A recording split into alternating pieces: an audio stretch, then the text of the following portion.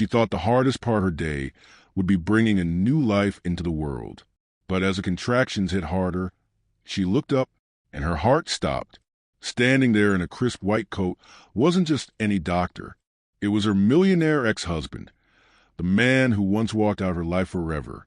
What happened next in that delivery room would change both of their lives in ways no one could have imagined. Stay with me until the very end, because this story will break your heart and then put it back together. She went into labor, and the doctor was her ex-husband. Hello, let's hear another incredible story. Don't forget to like and subscribe to our channel. I love narrating stories for you. So get ready. Let's start. The lightning split the Atlanta sky like a jagged scar, illuminating the downtown streets in harsh white flashes. Janelle Morris pressed her palm against the rain-streaked window of her studio apartment, watching the storm rage beyond the glass. Thunder rolled overhead, a deep rumble that seemed to vibrate through her bones. Or maybe that was something else entirely. She'd been having contractions for the past hour, each one stronger than the last.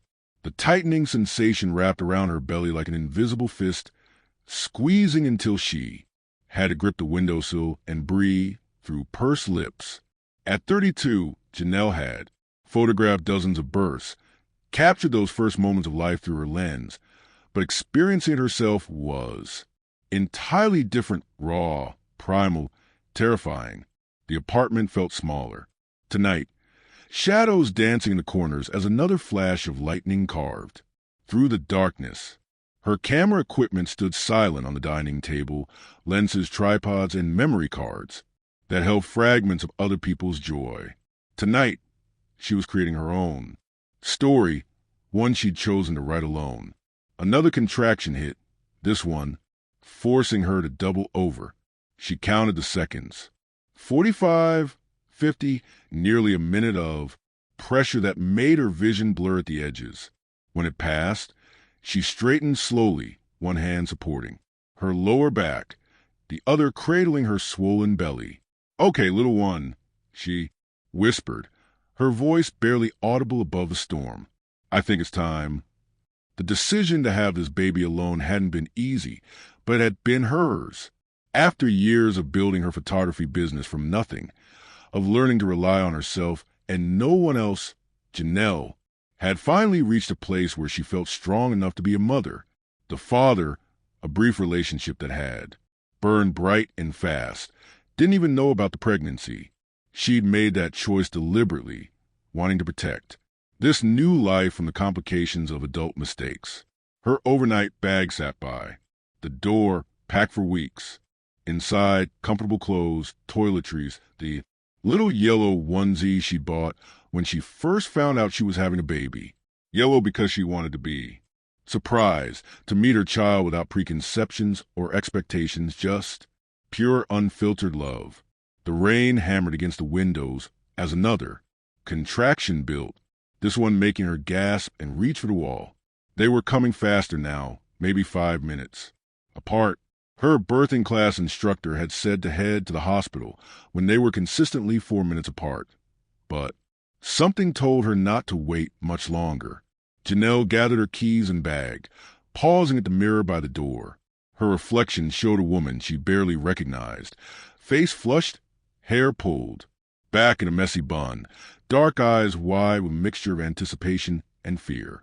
She looked younger than her 32 years, but also older, as if this moment was aging her in real time. "You've got this," she told her reflection. The same words she'd been repeating like a mantra for months. "You survived worse. You can do this." The drive to Atlanta General was a blur of windshield wipers and red brake lights. Each contraction forced her to pull over, breathing through the pain while cars splashed past in the storm. By the time she reached the hospital's emergency entrance, her hands were shaking and her shirt was soaked with sweat despite the air conditioning. The automatic door slid open and she stumbled into the bright fluorescent lighting of the lobby. The contrast from the dark storm outside was jarring, making her squint as a wave of pain rolled through her midsection. "And I need," she started to say to the receptionist, but her words were cut off by another contraction, this one strong enough to drop her to her knees. Suddenly there were hands on her arms, voices calling for a wheelchair, the efficient chaos of medical professionals taking control. She was lifted, wheeled through corridors that smelled of antiseptic and floor wax, past rooms where other stories were unfolding, some ending, some just beginning. What's your name, honey? A nurse with kind eyes and silver hair was walking beside the wheelchair, clipboard in hand. Janelle Morris, she managed between pants. 32, years old, first baby. How far apart are your contractions? 3 minutes, maybe. Less. The words came out in a rush as another wave hit. It's happening fast. The elevator dinged, and they rushed toward the obstetrics wing. Through the windows, Janelle could see the storm, still raging outside, lightning continuing to slice through the darkness. It felt symbolic somehow, as if the weather was reflecting the tumultuous change happening inside her body. They wheeled her into a delivery room just as the lights flickered once, twice, then went out completely, leaving them in the dim emergency lighting that cast long shadows across the walls. The power's out in this section. Someone called from the hallway. Storm took out a transformer. Do we have backup? The silver-haired nurse. Her name tag read. Patricia was checking monitors, adjusting equipment partially. Dr. Stevens is stuck in surgery. We're down to minimal staff. Another contraction hit, this one so intense that Janelle cried out, her hands gripping the bed rails. She could feel the baby moving lower, the pressure building to an almost unbearable degree. We need a doctor, Patricia called urgently. This baby isn't waiting. Footsteps in the hallway, quick and purposeful. The door opened, and a tall figure in scrubs entered, moving with the confident stride of someone accustomed to emergency situations. Janelle's vision was blurry with pain and effort, but something about the silhouette seemed familiar. What do we have? The voice was deep, professional, tinged with the kind of calm authority that comes from years of experience. Patricia rattled off numbers, dilation, contractions, fetal heart rate, while Janelle tried to focus on breathing. The pressure was overwhelming now, her body taking over with an ancient rhythm she couldn't control. Ma'am, I need you to look at me. The doctor moved closer, and in the dim emergency, lighting their eyes met. Time stopped. It was Marcus, Dr. Marcus Reed, her ex-husband, standing there in surgical scrubs with the same intense brown eyes that had once looked at her with love, then later with devastating grief, and finally with the cold distance that had ended their marriage 4 years ago. For a moment, neither of them moved. The storm outside seemed to pause. The pain in her body faded to background noise, and all she could hear was the thundering of her own heartbeat. Janelle, her name on his lips was barely a whisper, filled with shock and something else she couldn't identify. But before either of them could process the impossibility of this moment, another contraction seized her body, and she cried out, her head falling back against the pillow. There was no time for explanations, no time for the 1,000 questions that hung in the air between them. Her baby was coming, and Marcus, Dr. Reed, was the only one who could help bring this new life safely into the world. I need to examine you, he said, his voice becoming purely clinical, the professional mask sliding into place. Can you do that for me? Janelle nodded. Tears she didn't understand streaming down her cheeks, whether they were from pain, shock, or something deeper she couldn't say. All she knew was that the man she'd once loved more than life itself was here in this moment when she needed him most. And despite everything that had broken between them, despite the years of silence and hurt, she trusted him completely with the most precious thing she'd ever carried. Okay, she whispered, meeting his eyes one more time before another wave of pain pulled her under. Let's bring my baby home. The delivery room hummed with controlled urgency under the dim emergency lighting. Marcus moved with the practice, precision that had defined his career, but his hands trembled slightly as he snapped on latex gloves. 15 years of delivering babies, and he'd never felt his composure crack like this. "Patricia, I need better lighting," he called, his voice steady despite the chaos in his chest. Dern checked fetal heart rate every 2 minutes. Janelle gripped the bed rails, her knuckles white against the metal. Between contractions, her eyes found those same dark eyes that had once looked at him with such love, such trust. Now they held pain, confusion, and something else he couldn't quite name. Fear, maybe, or recognition of how impossible this moment was. "Dr. Reed." Patricia's voice cut through his thoughts. "She's fully dilated. Babies. Crowning." He positioned himself at the foot of the bed, forcing himself into the mental space he'd occupied thousands of times before. This was just another delivery. Another mother bringing life into the world. Except it wasn't. And they both knew it. "Janelle, I need you to listen to me." His voice dropped to the calm, authoritative tone that had guided countless women through this moment. "On the next contraction, I want you to push. Not too hard. Let your body guide you." She nodded, sweat beading on her forehead. Her breathing was shallow, rapid, and he recognized the signs of someone fighting panic alongside pain. "Look at me," he said, waiting until her eyes met his. "You've got this, just like you always did. You're stronger than you know." The words slipped out before he could stop them. Too personal for the sterile room, too heavy with history, but they seemed to ground her. Her breathing slowed, and when the next contraction came, she bore down with focused determination. "That's it," he encouraged, professional again. "I can see the head, dark hair, just like..." He caught himself, jaw tightening. One more like that. The storm outside seemed to intensify, thunder rolling overhead like an ominous soundtrack. Emergency lighting flickered, casting moving shadows across the walls.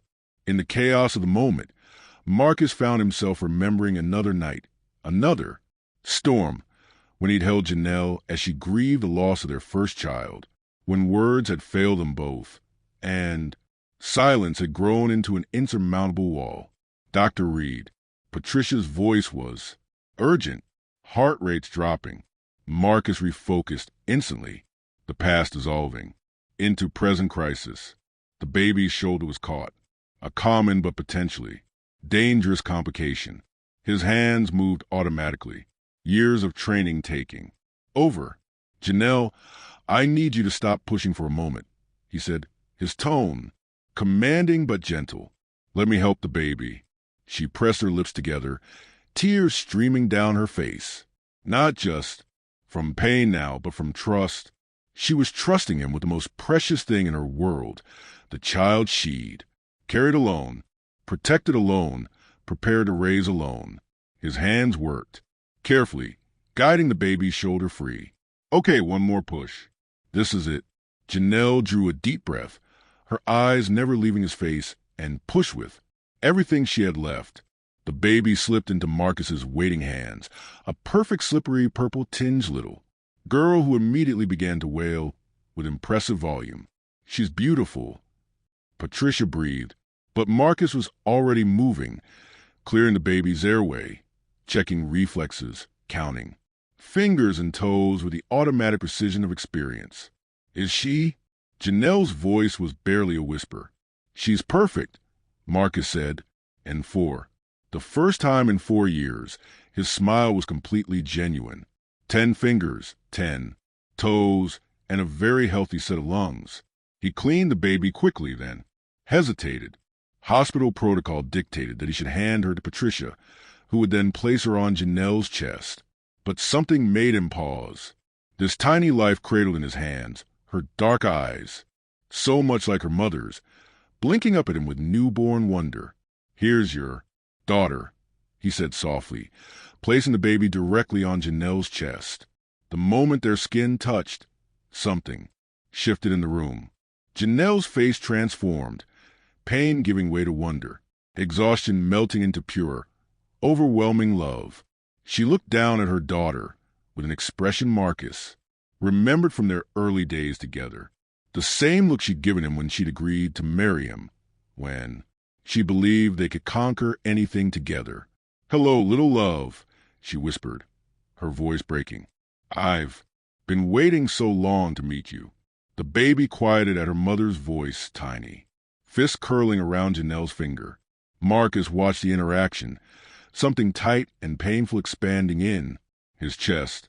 This should have been their moment, his and Janelle's welcoming their child together. Instead, he was just the doctor who'd happened to be on duty, a professional observer to someone else's miracle. "What's her name?" Patricia asked, preparing the birth certificate paperwork. Janelle looked up at Marcus, and for a moment, time seemed suspended. "Arya," she said finally. "Arya. Grace Morris." The middle name hit him like a physical blow. Grace had been his mother's name, a detail Janelle couldn't have forgotten. Whether it was coincidence or something more deliberate, he couldn't tell, but it felt like a bridge across the years of silence between them. "It's beautiful," he managed, his voice rougher than he intended. Patricia bustled around them, checking Janelle's vitals, monitoring the baby, filling out forms.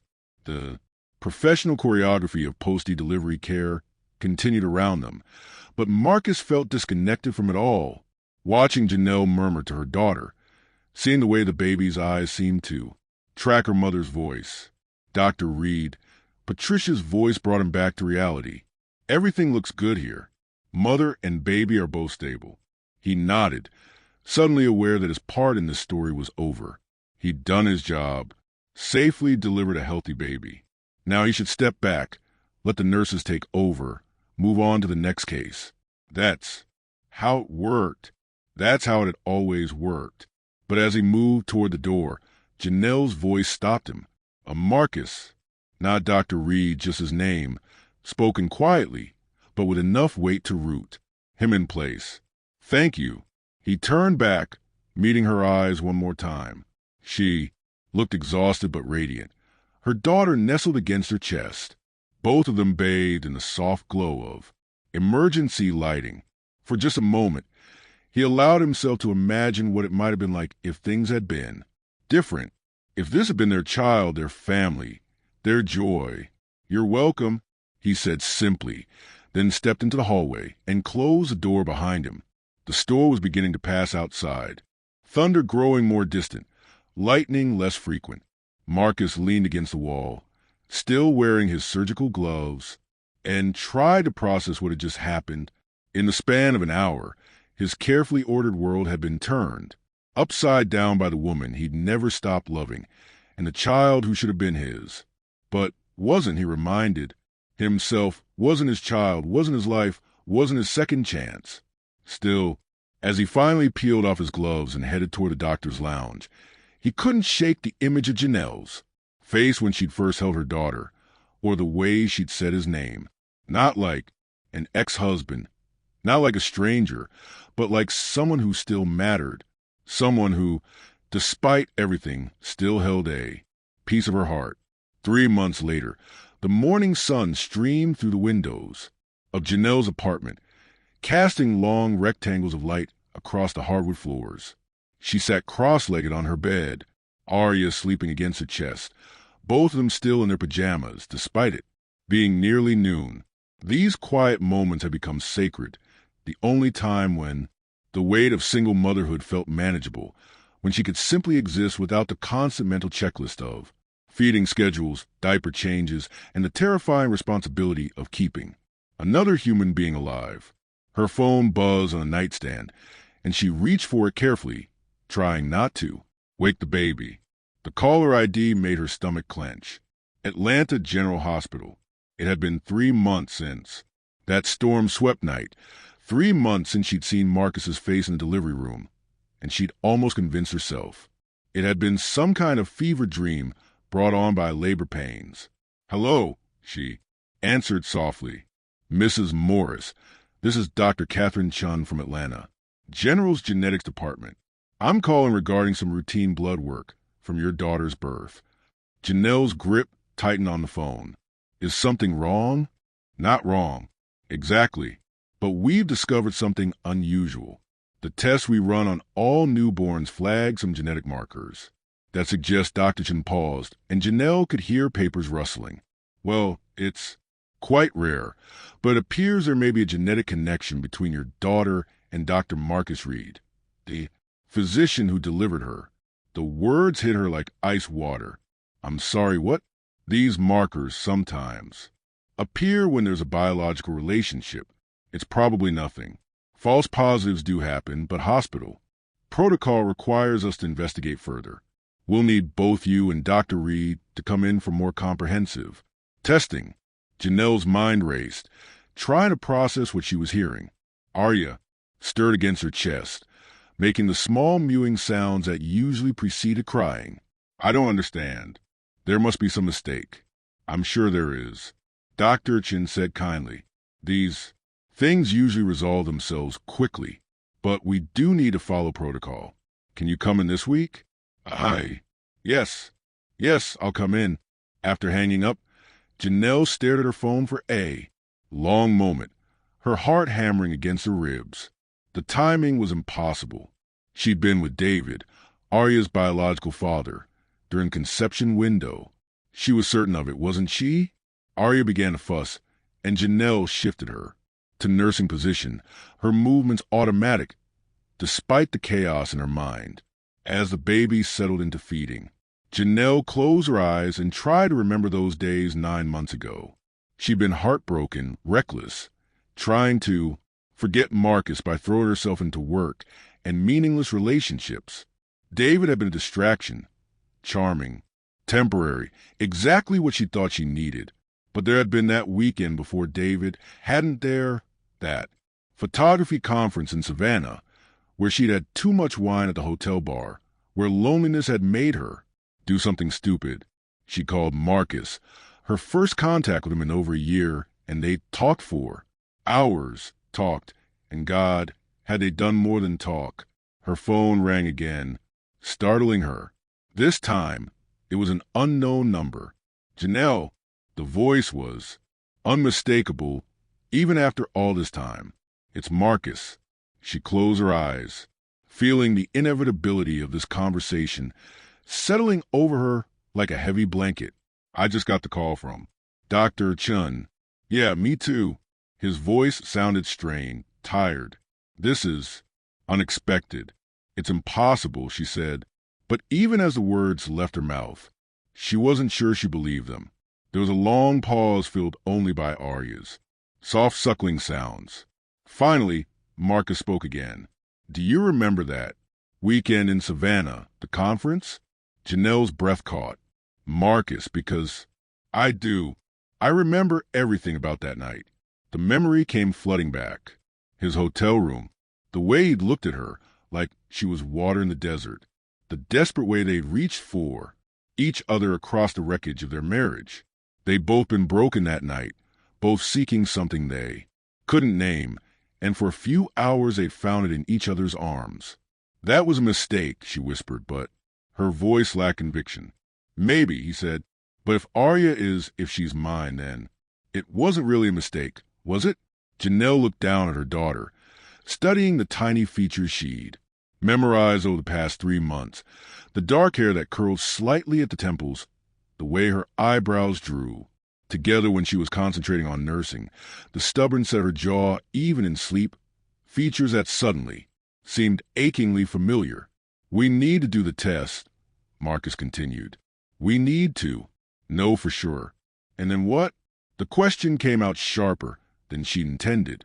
What happens if you are her father? You think we can just pick up where we left off? I don't know, he admitted. I don't know anything right now, except that I can't stop thinking about that night in the delivery room. The way you looked at her, the way she looked at me. I know this is crazy, but don't. Janelle's voice was fierce, protective. Don't you dare make this about us. This is about her. Only her. Arya had finished nursing and was beginning to drift back to sleep, her tiny fist curled against Janelle's chest, looking at her daughter. Janelle felt a familiar surge of fierce protectiveness that had defined her life. Since the moment Arya was born, this child was hers. She'd carried her, birthed her, nursed her through sleepless nights, and worried over every cough and cry. No test result could change that. But if Marcus was Arya's father, I'll meet you at the hospital tomorrow, she said finally. We'll do the tests, get the results, and figure out what it means. Janelle, that's all. Marcus, just a test. She hung up before he could respond, then sat in the sudden silence of her apartment, holding her sleeping daughter and trying to ignore the way her world was shifting beneath her feet. Again, the afternoon. Sun had moved across the room, casting new shadows on the walls. Janelle's photography equipment sat in the corner, cameras and lenses that had captured so many other people's important moments. Births, weddings, graduations, family portraits. She'd made a career of freezing time, of preserving the moments that mattered most. But some moments couldn't be captured, couldn't be controlled. Some moments changed everything, whether you were ready or not. Arya stirred in her arms, dark eyes fluttering open to meet her mother's gaze. For a moment they looked at each other in perfect silence, and Janelle felt the familiar wonder of being seen by this little person who depended on her for everything. Where are we going? To do, little love, she whispered. Arya blinked slowly, then closed her eyes. Again, trusting her mother to have all the answers. If only it were that simple. Outside, Atlanta hummed with the ordinary business of a Tuesday afternoon. Traffic, construction, the distant sound of a siren. Normal life. Continuing while Janelle's world balanced on the edge of a revelation that could change everything she thought. She knew about her daughter, her choices, and the man she'd never quite stopped loving. Tomorrow, she would know. For certain, tonight, she would hold her daughter close and pretend that love was always enough to protect the people you cared about most, even when you weren't sure who those people were anymore. The genetic testing lab at Atlanta General felt sterile and impersonal. All white, walls and fluorescent lighting that made everyone look slightly ill. Janelle sat in the waiting area, Arya sleeping in. Her carrier, trying to ignore the way her hands shook every time she thought about the envelope that would soon contain their futures. Marcus arrived exactly on time, looking like he hadn't slept in days. His usually perfectly pressed shirt was wrinkled, his dark hair disheveled, and there were shadows under his eyes that spoke of long nights spent staring at ceilings and wondering how everything had become so complicated. He spotted them across the room and hesitated, as if unsure whether approaching would be welcome. Janelle met his gaze and nodded toward the empty chair beside her. Not an invitation for conversation, just an acknowledgement that they were in this mess together. How is she? He asked quietly, settling into the chair and looking down at Arya with an expression that made Janelle's chest tight. She's good, growing fast. Janelle adjusted the carrier slightly, protective. She started smiling last week. Real smiles, not just gas. Marcus's face softened. That's early. Most babies don't social. Smile until 6 weeks. She's advanced, Janelle said, then caught herself. Was she being defensive about her daughter's development? And why did it matter what Marcus thought? They sat in uncomfortable silence, the only sounds, the quiet hum of medical equipment and the distant murmur of hospital life. Janelle found herself studying Marcus from the corner of her eye, looking for similarities between him and Arya that she might have missed. The shape of his hands, the way his eyebrows drew together when he was thinking, the stubborn set of his jaw that she'd once found endearing and later infuriating. Ms. Morris, Dr. Reed, a lab technician, appeared with a clipboard. We're ready for you. The actual testing was quick and clinical. Cheek swabs, blood, drawers, forms to sign. Arya fussed during her blood draw, a tiny cry that made both adults wheeze. And without thinking, Marcus reached out to stroke her cheek with one finger. It's okay, little one, he murmured, and Arya immediately quieted, her dark eyes focusing on his face with intensity that made Janelle's breath catch. She likes you, the technician observed with a smile, but babies no good people. Marcus pulled his hand back as if burned, and Janelle turned away, pretending to organize the diaper bag she'd already organized 3 times. Results will be available in 72 hours. The technician continued. Dr. Chen will call with the findings. Back in the waiting area, they stood awkwardly by the elevators, neither quite ready to leave, but unsure what to say. Yura had fallen asleep again, exhausted by the morning's activities, and her peaceful breathing was the only sound between them. Janelle, Marcus began, then stopped, running a hand through his hair. I know this is complicated. Complicated? She let out a bitter laugh. That's one word for it. I want you to know that whatever the results say, I won't try to take her from you. She's your daughter. You've raised her. You've stopped. Janelle's voice was sharp enough to make him step back. Just stop. Don't make promises about things you can't possibly understand yet. The elevator dinged, and she stepped inside, Marcus following after a moment's hesitation. They rode down in silence, the weight of unspoken words filling the small space. It wasn't until they reached the parking garage that Marcus spoke again. That night in Savannah. Why did you call me? Janelle paused beside her car, keys in hand, Arya's, carrier heavy on her arm. It was a question she had asked herself 100 times in the months since, and she still didn't have a good answer. I was lonely, she said finally, and drunk, and missing what we used to have. What did we used to have? The question hung between them, loaded with 4 years of hurt and silence. Janelle looked at him, really looked, seeing not the ex-husband, who'd shut her out after their loss, but the man who'd once held her while she cried, who'd made her laugh until her sides hurt, who'd promised her a future full of love and children and growing old together. We used to have everything, she whispered, and then we had nothing. It didn't have to be nothing. Yes, it did, she turned away, focusing on buckling Arya's carrier into the car seat. Only when we lost a baby, when you couldn't even look at me anymore, when you buried yourself in work and left me to grieve alone, it had to be nothing because something would have been too painful. Marcus was quiet for so long that she thought he'd walked away. When she finally turned around, he was still there, staring at the concrete floor of the garage with his hands shoved deep in his pockets. I was trying to protect you, he said finally, from me, from my inability to process what happened.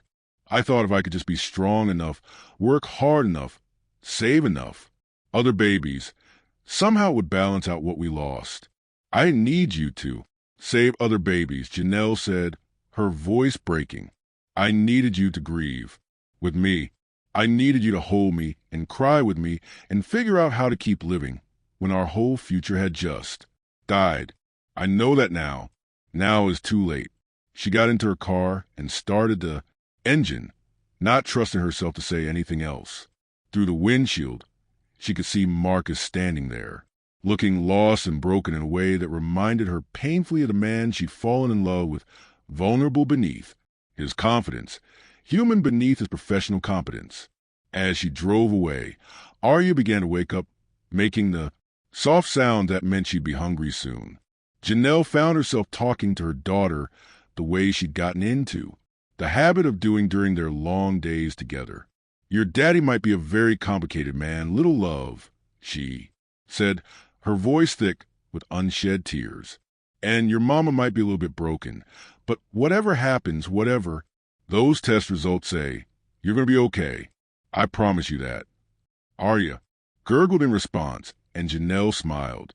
Despite everything, whatever chaos the adults in her life were creating, her daughter remained gloriously unaware, focused on the simple needs of eating and sleeping and being loved. 3 days. In 3 days, they would know for certain whether Marcus was Arya's father, whether that night in Savannah had created something beautiful out of their shared brokenness, whether they would be connected forever by this perfect little person, or they could go back to being strangers who had once loved each other with desperate intensity. Janelle wasn't sure which outcome scared her more. That evening, as she nursed Arya, in the rocking chair by the window, she found herself studying her daughter's face again, looking for clues that might prepare her for whatever Dr. Chin would tell them. But all she saw was Arya, her baby, her heart walking around outside her body, the best thing she'd ever done with her life. The rest she would face when she had to. The rest could wait. 3 more days. The call came on a Thursday morning while Janelle was editing photos at her kitchen table, Arya napping in her bouncer beside her. 3 days had felt like 3 months. Each hour, crawling by with the weight of anticipation. She'd been checking her phone obsessively, jumping every time it rang, her nerves frayed to the point where even Arya seemed to sense her mother's anxiety. "Ms. Morris, this is Dr. Chun. I have your test results." Janelle's hands went numb nearly, dropping the phone. "Okay, the results are conclusive. Dr. Reed is definitely the biological father of your daughter." The words seemed to echo in the sudden silence of her apartment. Somewhere in the distance, she could hear traffic, the neighbor's dog barking, the ordinary sounds of the world continuing to turn, while hers had just shifted completely off its axis. "Ms. Giz Morris, are you there?" "Yes," Janelle managed, her voice barely a whisper. "I'm here. I know this must be a shock. Dr. Reed asked me to call you first, but he'd like to speak with you when you're ready. There are some legal considerations we should discuss, and I need to call you back."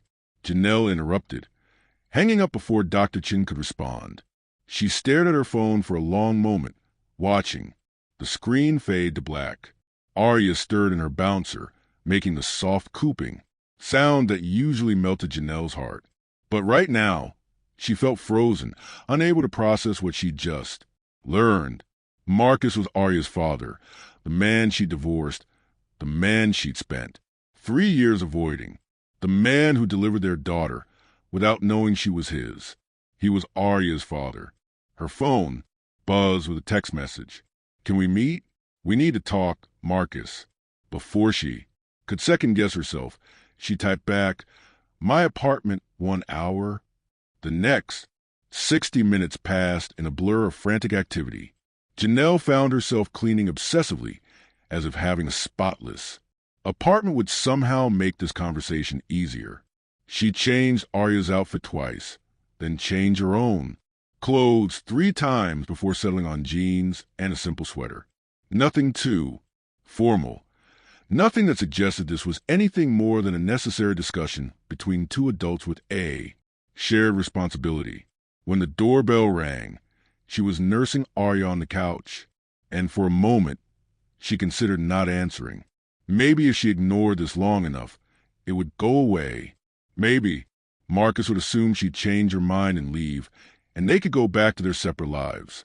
But Arya chose that moment to unlatch and look toward the door with curious eyes, and Janelle realized there was no going back now.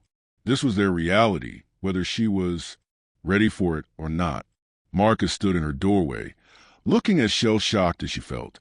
His usually immaculate appearance was disheveled, shirt untucked, hair messed up as if he'd been running his hands through it, eyes red-rimmed with exhaustion.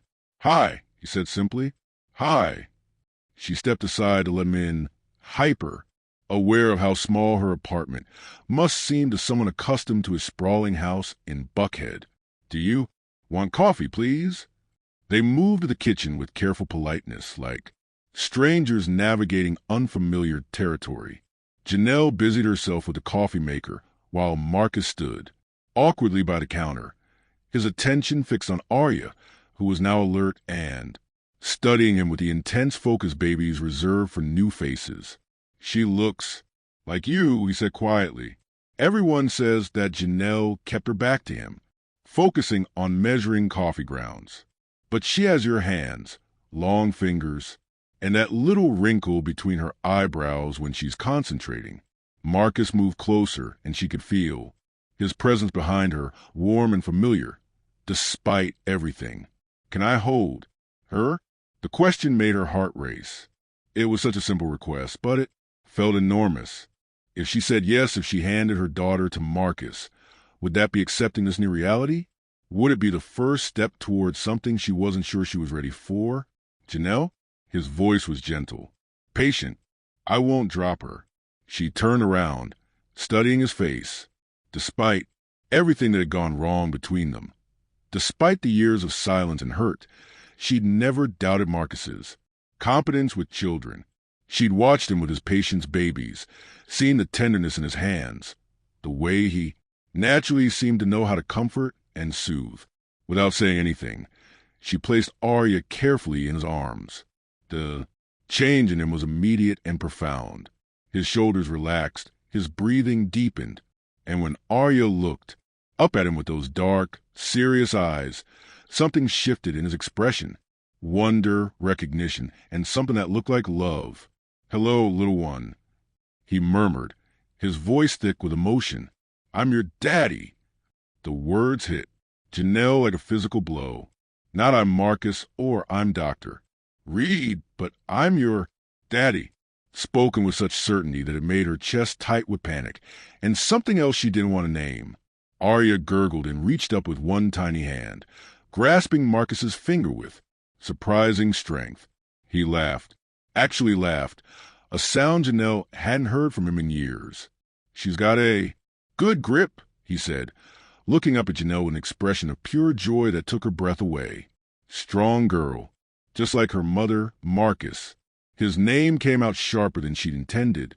A warning and a plea all at once. He looked at her, and she saw him register the fear in her eyes, the way she was, holding herself rigid and defensive. His expression sobered, but he didn't hand. "Are you back? We need to figure this out," he said quietly. "And I know this isn't what either of us planned, but she's here and she's mine, and I can't just pretend otherwise." "What does that mean?" "Exactly?" Janelle's voice was steady, but her hands were shaking. "What do you want from us?" "I want to be her father," he said simply. "I want to know her, to be part of her life. I want to help raise her. And what about me? Do I get a say in any of this?" Marcus was quiet for a long moment, looking down at Arya, who had fallen asleep in his arms, with the complete trust that babies showed to people they felt safe with. "I was hoping," he said finally, "that maybe we could figure out together."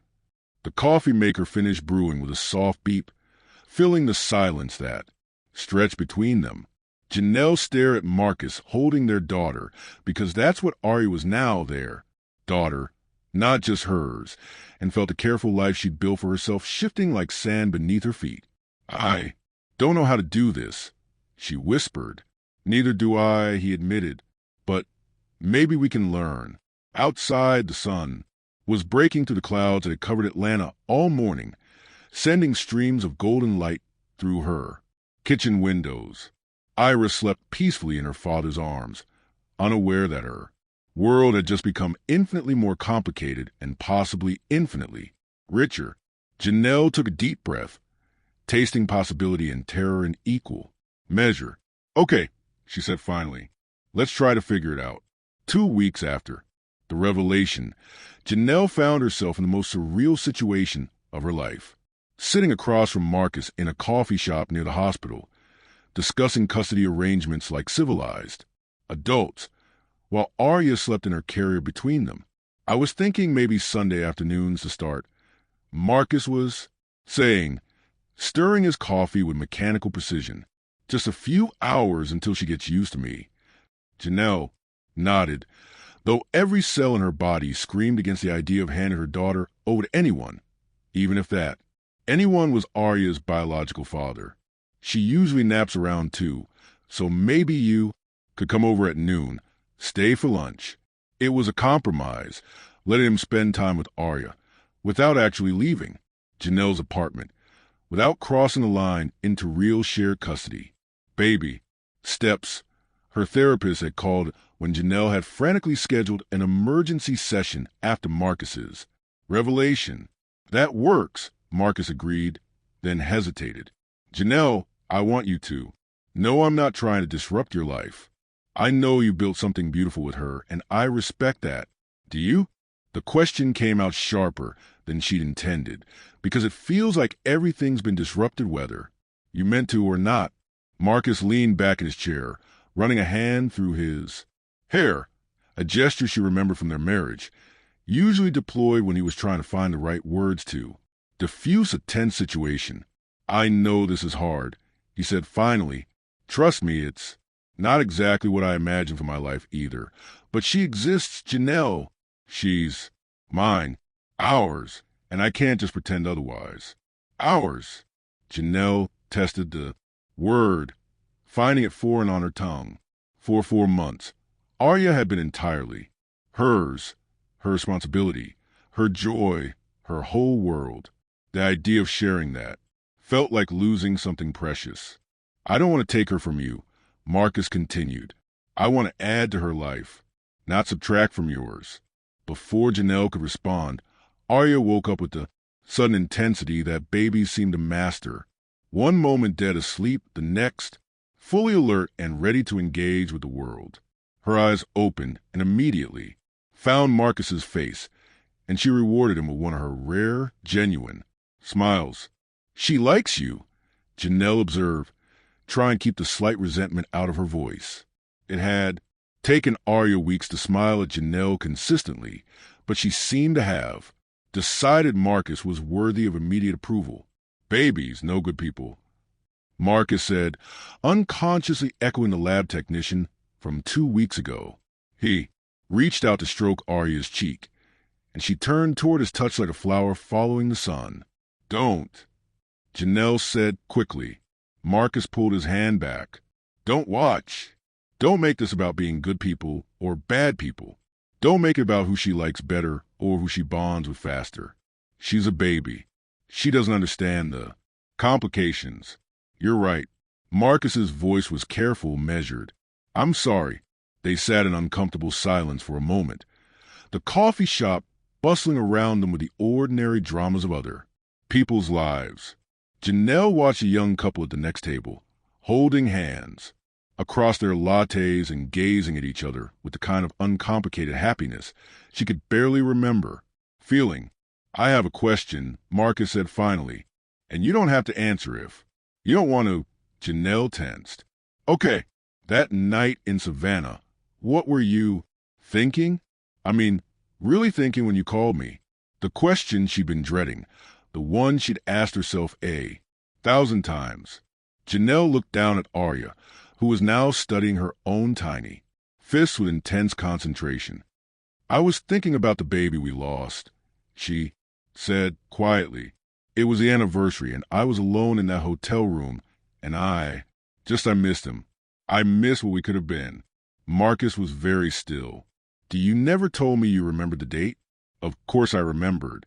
How could I forget?" She looked up at him, seeing pain flicker across his features. "I called you because I wanted to hurt.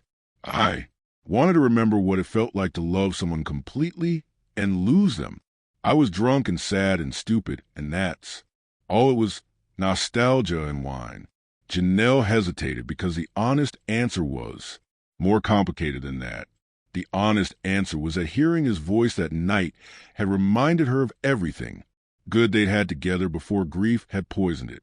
The honest answer was that when he'd suggested meeting her at her hotel, she'd said yes, because part of her had never stopped loving him. "Yes," she lied. "That's all it was." Marcus nodded, but she could see in his eyes that he didn't quite believe her.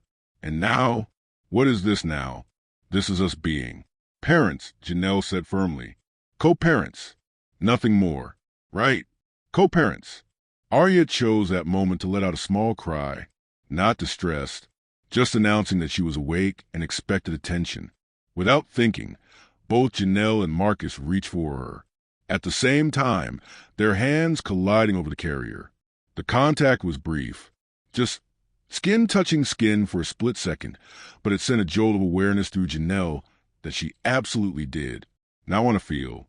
She pulled her hand back as if burned. "Sorry," Marcus muttered, but he was looking at her with an expression that suggested he'd felt it too. "I should go," Janelle said, standing up so quickly that she nearly knocked over her chair. "Yeah, she needs to eat, and I have a client session this afternoon." Of course, Marcus stood as well, ever the gentleman. "Sunday, then." "Noon." "Sunday noon." She was already gathering Arya's things, desperate to escape before she said or did something that would complicate this already impossible situation. As she walked toward the coffee shop exit, carrier in one hand and diaper bag slung over her shoulder, she heard Marcus call her name. Janelle! She turned back reluctantly. Thank you, he said simply, for letting me be part of this. The sincerity in his voice nearly undid her. For a moment, she saw not the ex-husband who'd shut her out during the worst time of her life, but the man who'd once promised to love her through anything, who'd held her while she cried, over pregnancy tests and miscarriages and the cruel randomness of loss. Don't thank me yet, she said. We're still figuring out what this means. But as she walked to her car, Arya babbling contentedly in her carrier, Janelle couldn't shake the feeling that they were figuring out more than just co-parenting arrangements. They were figuring out whether the love they'd once shared could survive being rebuilt from the ground up, whether two broken people could create something whole for the sake of the perfect little girl who'd brought them back together. The thought terrified and thrilled her in equal measure, which was exactly why she couldn't let herself think about it too much. Not yet, not when everything still felt so fragile, so new, so dangerously close to hope. Marcus arrived at Janelle's apartment exactly at noon on Sunday, carrying a bag that looked suspiciously like it contained baby gifts. He changed out of his usual button-down shirt into jeans and a navy sweater that made his eyes look warmer, more approachable, less like the distant ex-husband, and more like the man she'd once fallen in love with. You didn't have to bring anything, Janelle said, opening the door wider to let him in. I know. I wanted to. He held up the bag with a slightly sheepish expression. Nothing big, just a few things I saw and thought she might like. Arya was in her bouncy seat by the window, batting at the colorful toys hanging overhead, with the determined concentration of someone solving a complex mathematical equation. When she saw Marcus, her entire face lit up with recognition and delight. She definitely remembers you, Janelle observed, trying to ignore the small pang of something that might have been jealousy. Marcus knelt beside the bouncy seat, and Arya immediately reached for him with grabby hands and excited babbling. Hello, beautiful girl, he said softly. Did you miss me? She's been fussy all week, Janelle found herself admitting. Nothing I did seemed to make her happy for very long. Marcus looked up at her, something unreadable in his expression. Maybe she was missing her dad. The casual way he said it. Her dad sent a jolt through Janelle's chest. For weeks ago, she would have bristled at the presumption. Now, watching the way Arya calmed immediately in his presence, she couldn't quite summon the anger. What did you bring her? She asked instead, nodding toward the bag. Marcus pulled out a small stuffed elephant, soft and gray with embroidered eyes. I read that. Babies her age are starting to focus on objects, and elephants are supposed to be good luck. It's beautiful, Janelle said, and meant it. The elephant was clearly expensive but not ostentatious. Chosen, with thought rather than guilt. And this he pulled out a small board book with bright contrasting images. High contrast helps with visual development at her age. You've been reading parenting books obsessively, Marcus admitted. And I have, for months of catching up to do. Something about his earnestness, the way he was trying so hard to be a good father to a daughter he'd only just discovered, made Janelle's throat tight. You don't have to be perfect. You know, being a parent is mostly about showing up and figuring out as you go. Is that what you've been doing? Figuring it out every single day? She lifted Arya from the bouncy seat, settling her against her shoulder. Some days I feel like I have no idea what I'm doing, like I'm just pretending to be a mother and hoping no one notices. Marcus was quiet for a moment, watching the easy way Janelle held their daughter, the automatic swaying motion that seemed to soothe Arya immediately. You're natural, he said finally. She's lucky to have you. We're lucky to have each other, Janelle corrected, then paused. I mean, she and I are lucky to have each other. But Marcus had caught the slip and something shifted in his expression. Are we including me in that luck yet? Or am I still on probation? The question was light, but there was something vulnerable underneath it that made Janelle look at him more carefully. Marcus, I know we're taking this slow, he said. I know you need time to trust me with her. But I need you to know that I'm not going anywhere. Whatever this becomes, however we work this out, I'm committed to being her father. What if being her father means dealing with me for the next 18 years? The question came out before she could stop it. What if we can't make this work? What if we just end up hurting each other again? Marcus moved closer, close enough that she could smell his cologne, the same one he'd worn during their marriage, familiar and comforting despite everything. And then we'll figure out how to hurt each other less, he said simply. For her sake, Arya chose that moment to fuss, the small cry that meant she was getting hungry. Without thinking, Janelle started to lift her shirt to nurse, then stopped. Suddenly, aware of Marcus standing there watching. I should probably, she began. I can step outside, Marcus offered, immediately, or into the kitchen, whatever makes you comfortable. No, it's fine. You should probably get used to this anyway if you're going to be around. But even as she said it, Janelle felt self-conscious in a way she hadn't expected. This was such an intimate part of motherhood, something she'd shared only with Arya for months. She settled onto the couch and positioned Arya carefully, trying to maintain some modesty while still allowing Marcus to be part of the moment.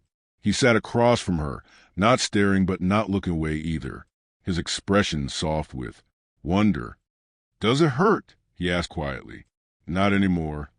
It did at first, but we figured each other out. Janelle looked down at Arya, who was nursing contentedly, tiny hand resting against her breast. It's actually one of my favorite parts of the day. Just her and me. Quiet time together. She's so peaceful when she eats. She's peaceful with you, too, Janelle admitted. I wasn't sure how she'd react to having someone new around, but she seems to genuinely enjoy your company. Maybe she knows I'm family. The word hung between them, loaded with meaning neither of them was quite ready to unpack. Family, not just a sperm donor or co-parent, but family. Marcus, Janelle said carefully, I need you to understand something. I'm not the same person you married. Becoming a mother changed me in ways I'm still figuring out. And you're not the same person either. We can't just pick up where we left off. I know that. Do you? Because sometimes when you look at us, I see something in your eyes that looks like hope. Like you think this might be a second chance for us. Not just for you. And Arya. Marcus was quiet for a long moment, watching their daughter nurse, considering his words carefully. Maybe I do hope for that, he said finally. Maybe I've never stopped hoping for that. But I also know that hope and reality are two different things. I know I have to earn any place in your life, not just hers. Arya had finished eating and was starting to drift off to sleep. Milk drunk and content. Janelle adjusted her shirt and moved the baby to her shoulder for burping. The domestic rhythm, so natural it was easy to forget how complicated their situation actually was. What if we just focus on being good parents? She suggested it. What if we table everything else and just concentrate on giving her the best life we can together? Together, but as co-parents, as friends, maybe eventually, but not as... She trailed off, unable to finish the sentence. Not as people who used to love each other so much it nearly destroyed us both when we lost it. The blunt honesty of his words made her breath catch. Yeah, not as... That, Marcus nodded. But she could see the disappointment he was trying to hide. Okay, co-parents it is. But as... They spent the rest of the afternoon together. Marcus holding Arya while Janelle made lunch. All three of them napping together on the couch afterward. Janelle couldn't shake the feeling that some things were easier said than done, especially when being around Marcus still felt like coming home. 3 weeks into their careful co-parenting routine, Marcus arrived at Janelle's apartment on a Sunday to find her in tears. Not the quiet, composed tears of someone dealing with ordinary stress, but the raw, ugly crying of someone whose carefully constructed walls had finally crumbled. Arya was screaming in her bouncy seat, red-faced and inconsolable, while Janelle sat on the floor beside her, looking completely defeated. "She won't stop," Janelle said without looking up when Marcus let himself in with the key she'd given him the week before. "She's been crying for 2 hours. I've tried everything. Feeding, changing, burping, walking, singing, nothing works." Marcus quickly assessed the situation, then knelt beside Janelle and gently lifted Arya from her seat. The baby's cries immediately softened to hiccuping sobs, and within minutes she was calm, nestled against his chest with a trust that still amazed him. "How did you?" Janelle stared at them, her own tears starting fresh. "I'm her mother. I should be able to comfort her." "Hey," Marcus said softly, sitting beside her on the floor while keeping Arya secure in his arms. "Being a parent doesn't mean you have magical powers. Sometimes babies just need something different, but I'm supposed to know what she needs. I'm supposed to be enough for her." Janelle's voice broke on the last word, and Marcus realized this wasn't really about one difficult afternoon. "Janelle, look at me."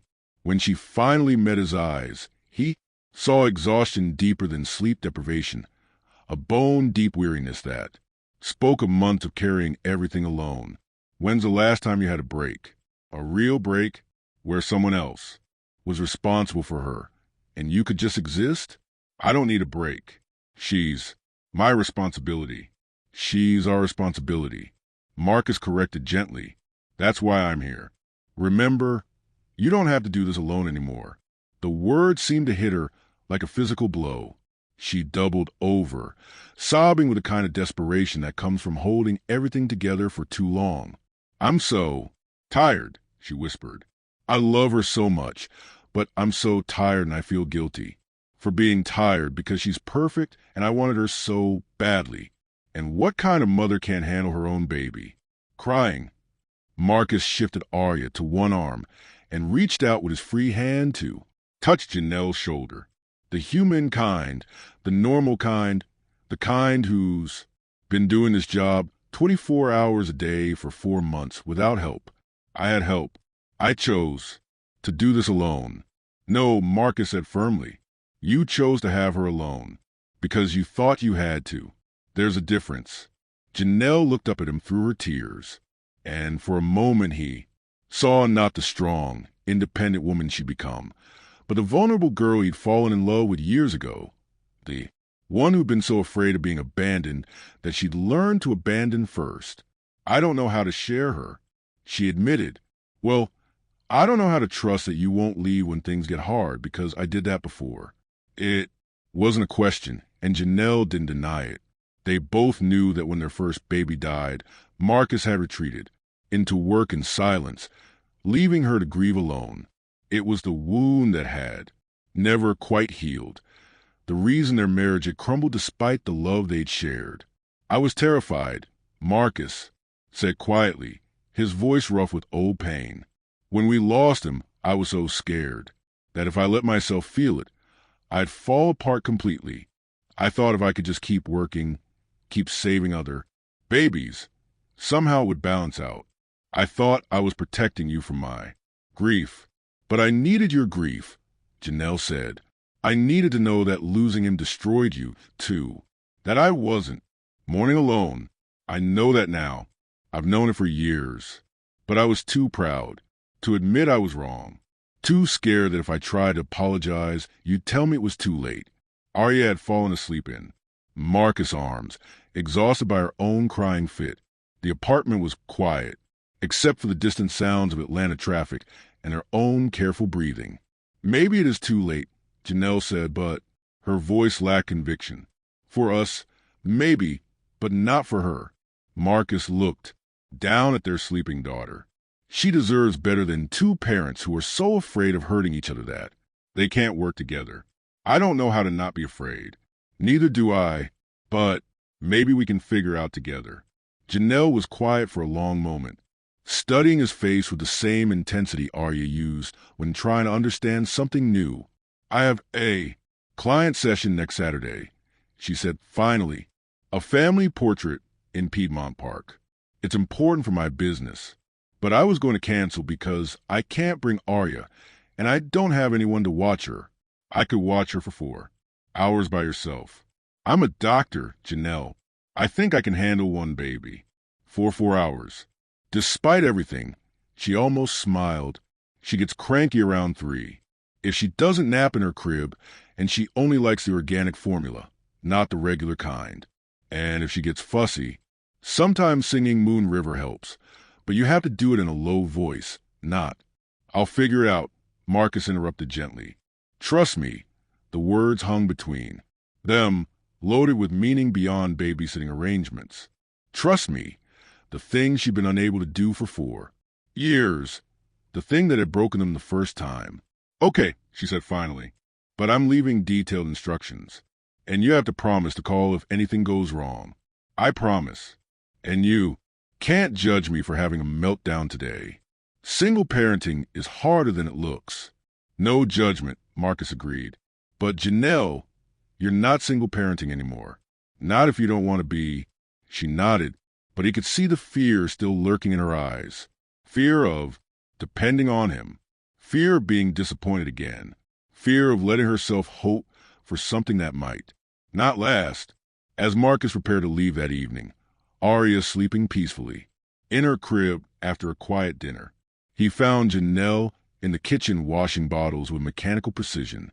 Saturday, he said, and she looked up, when you come back from your session, maybe we could all have dinner together.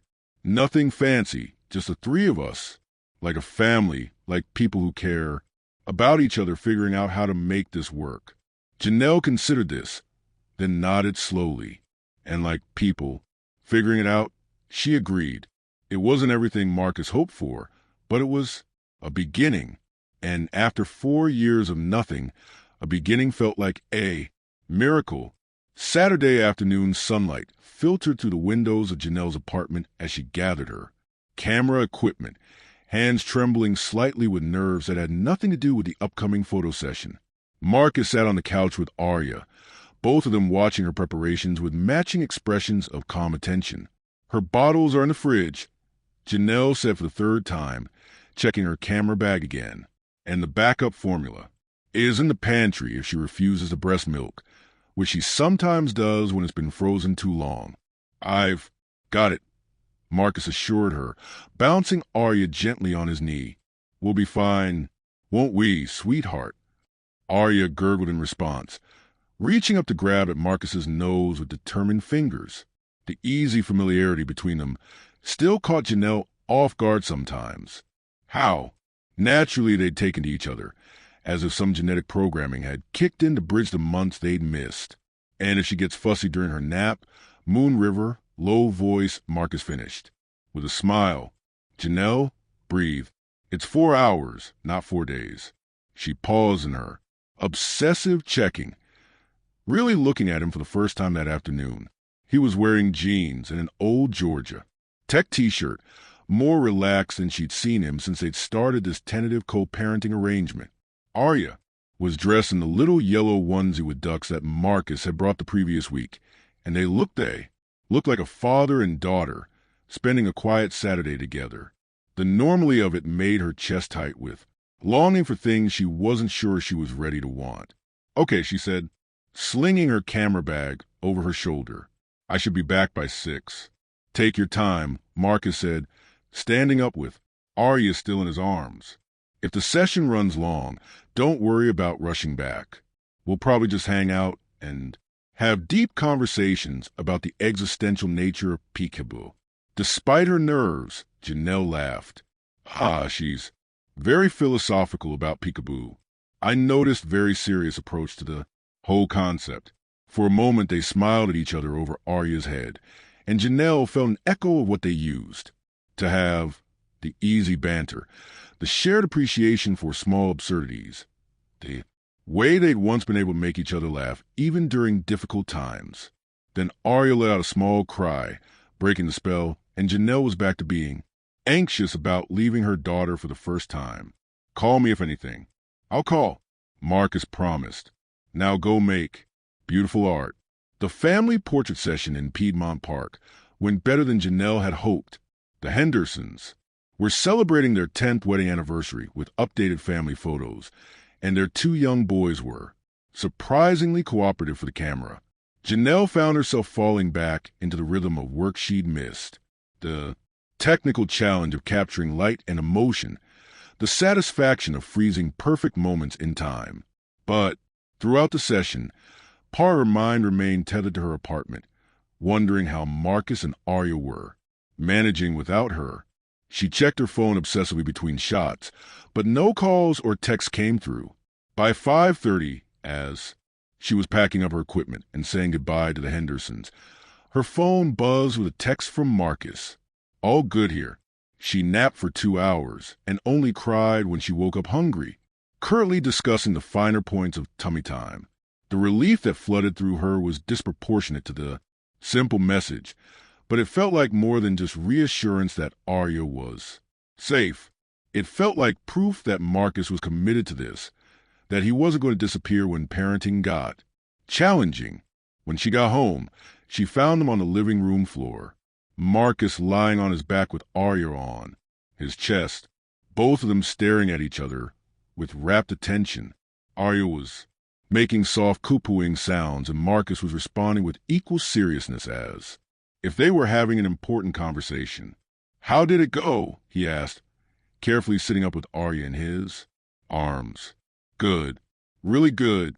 Actually, I've forgotten how much I love shooting families." Janelle set down her equipment and reached for Arya, who immediately snuggled into her mother's familiar embrace. "How was she?" "Perfect. We had lunch." Then she showed me her impressive lung capacity for about 10 minutes before deciding a nap was more appealing. After that, we worked on her head control and discussed the philosophical implications of cause and effect via rattle experimentation. Sounds very intellectual. "She's clearly gifted," Marcus said with mock seriousness. "I'm thinking we should start looking into preschools." Janelle laughed, the sound surprising her with its genuineness. "Maybe we should wait until she can sit up on her own details."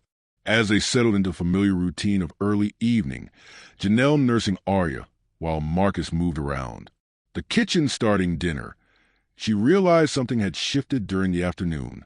The hypervigilant anxiety she carried for months had eased slightly, replaced by something that felt almost like partnership. "Thank you," she said suddenly. Marcus looked up from where he was chopping vegetables. "For what?" "For today. For proving you can handle her. For giving me time to remember who I am outside of being her mother. You don't have to thank me for spending time with my daughter." The casual way he said it, my daughter, no longer made Janelle bristle. Somewhere over the past few weeks, she'd begun to accept that Arya belonged to both of them, that sharing her love didn't diminish it. "I know, but I want to." She adjusted Arya's position slightly. "I've been thinking about what you said last week about not doing this alone anymore." Marcus stopped chopping, giving her his full attention. And maybe I'd like to try not doing alone. Really try not just going through the motions. What would that look like? Janelle considered the question carefully.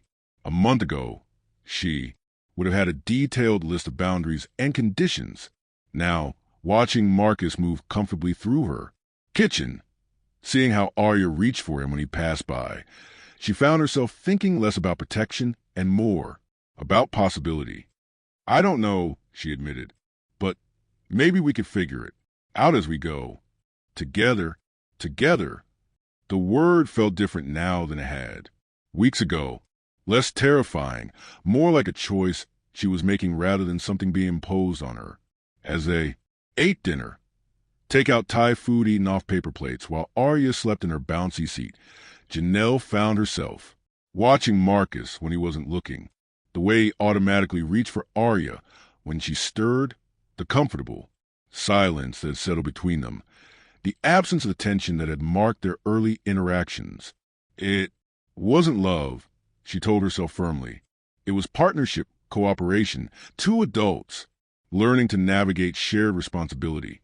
But as Marcus made her laugh with a story about one of his patients, as he automatically cleared her plate when she finished eating, as he caught her eye and smiled when Arya made a particularly adorable sleeping face, Janelle couldn't shake the feeling that the line between partnership and something more was thinner than she'd thought.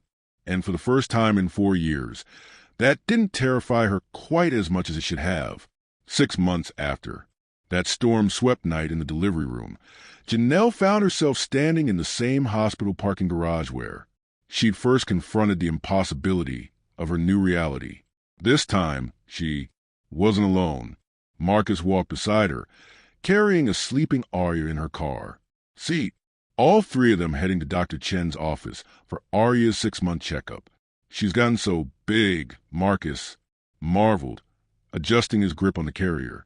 Remember when she was so tiny? I was afraid I'd break her. You were never going to break her, Janelle said, smiling at the memory of his initial nervousness. But yes, she's definitely not that fragile little thing anymore. Arya had indeed grown into a robust, happy baby with Marcus' thoughtful brown eyes and Janelle's stubborn chin. At 6 months old, she was sitting up on her own, babbling constantly, and had recently discovered the joy of throwing everything within reach onto the floor just to watch the adults pick it up. As they waited in Dr. Chen's office, Arya entertained herself by trying to eat everything in the diaper bag while her parents watched with abused exhaustion of people who'd learned that baby-proofing was both essential and ultimately futile. And I have something for you, Marcus said suddenly, pulling a small wrap package from his jacket pocket. Janelle looked at him suspiciously. It's not my birthday. It's not for you. Well, not exactly. He handed her the package, looking uncharacteristically nervous. It's for both of you, actually. Inside the wrapping was a small silver locket, delicate and beautiful without being ostentatious. When Janelle opened it, she found a tiny photo of Arya on one side and on the other an engraving that made her breath catch. AGM. Our greatest collaboration, Marcus, she started, then stopped, not sure what to say. I know we're taking things slow, he said quickly. I know we're still figuring out what this is between us, but I wanted you to have something that acknowledged what we built together, not just as Arya's parents, but as us. Before Janelle could respond, Dr. Chen entered the room with Arya's chart in A. Warm smile. How are we doing today? Ready for some measurements and vaccines? The appointment passed in A. Blur of weight checks and development assessments. Arya performed beautifully, charming Dr. Chen with her social smiles and showing off her newfound sitting skills.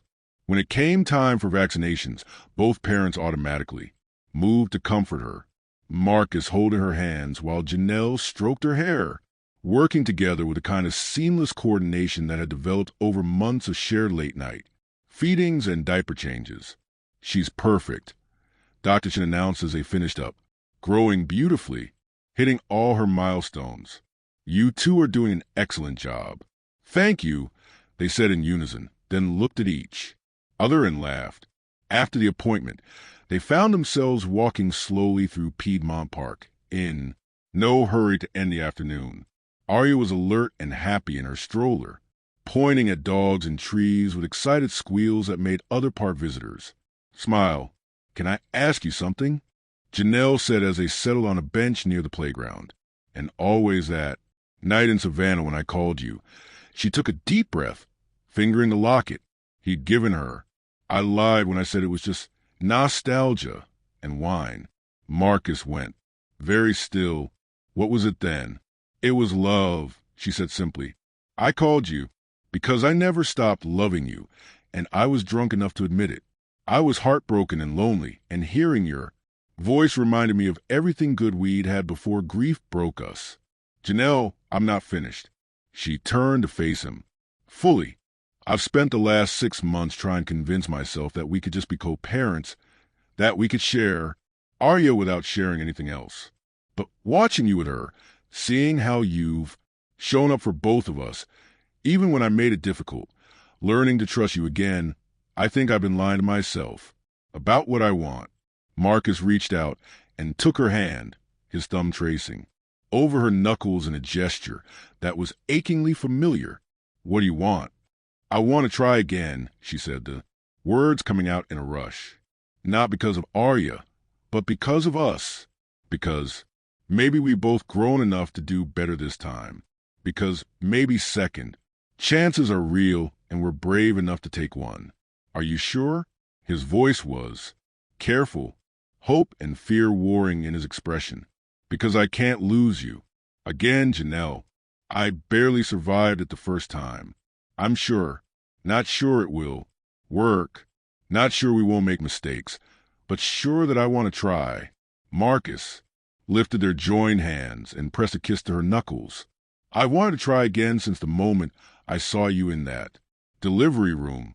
I've been in love with you for 7 years, and becoming Arya's father just reminded me of all the reasons why they were interrupted by Arya, who had grown bored with the conversation and was demanding attention with increasingly insistent babbling.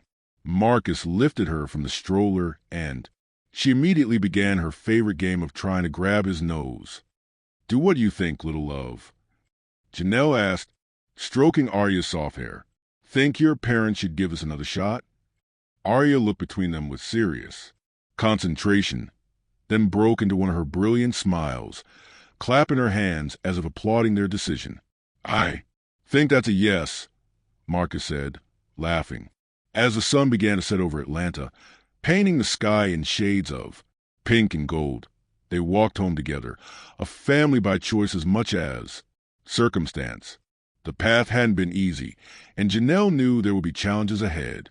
They would have to learn to communicate better, to trust each other with their fears as well as their joys, to build something new on the foundation of what they'd once had. But holding Marcus's hand while he pushed Arya's stroller, listening to their daughter's happy chatter and feeling the weight of the locket against her chest, Janelle felt something she hadn't experienced in years.